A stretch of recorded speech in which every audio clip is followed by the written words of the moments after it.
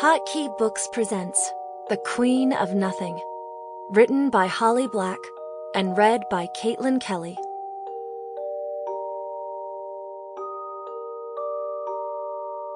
For Lee Bardugo, who never lets me get away with anything. Book 1. And the Elfin King has sworn to wed a daughter of Earth, whose child shall be, by cross and water hallowed, from the fairies' doom forever free. What if there be a fated day? It is far away.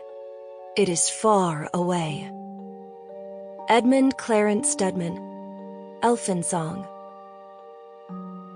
Prologue.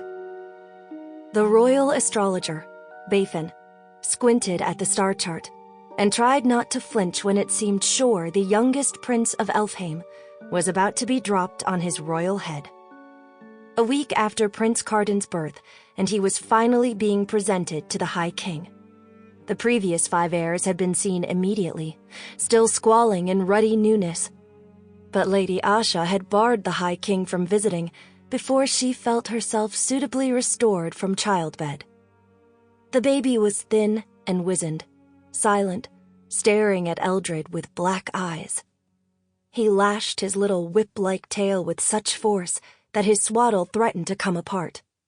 Lady Asha seemed unsure how to cradle him. Indeed, she held him as though she hoped someone might take the burden from her very soon. "Tell us of his future," the High King prompted. Only a few folk were gathered to witness the presentation of the new prince. The mortal Valmorin, who was both court poet and seneschal, and 2 members of the Living Council, Randolin, the Minister of Keys, and Bafin. In the empty hall, the High King's words echoed.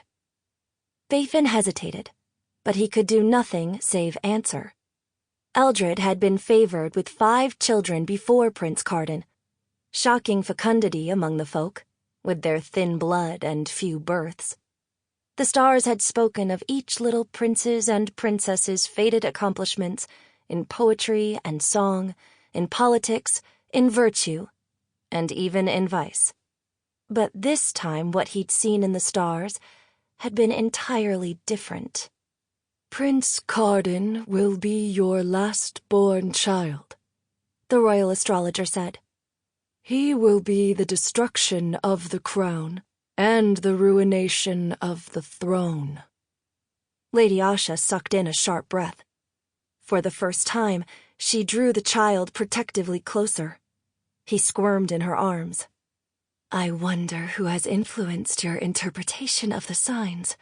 Perhaps Princess Elowyn had a hand in it. Or Prince Dane." "Maybe it would be better if she dropped him," Bafin thought unkindly. High King Eldred ran a hand over his chin. "Can nothing be done to stop this?" It was a mixed blessing to have the stars supply Bafin with so many riddles and so few answers. He often wished he saw things more clearly, but not this time. He bowed his head, so he had an excuse not to meet the High King's gaze. "Only out of his spilled blood can a great ruler rise, but not before what I have told you comes to pass."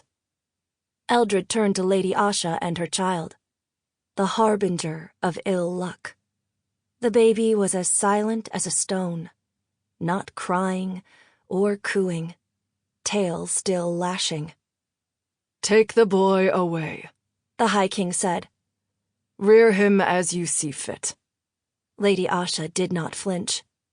"I will rear him as befits his station. He is a prince, after all, and your son." There was a brittleness in her tone, and Bafin was uncomfortably reminded that some prophecies are fulfilled by the very actions meant to prevent them. For a moment, everyone stood silent. Then Eldred nodded to Valmorin, who left the dais and returned holding a slim wooden box with a pattern of roots traced over the lid. "A gift," said the High King.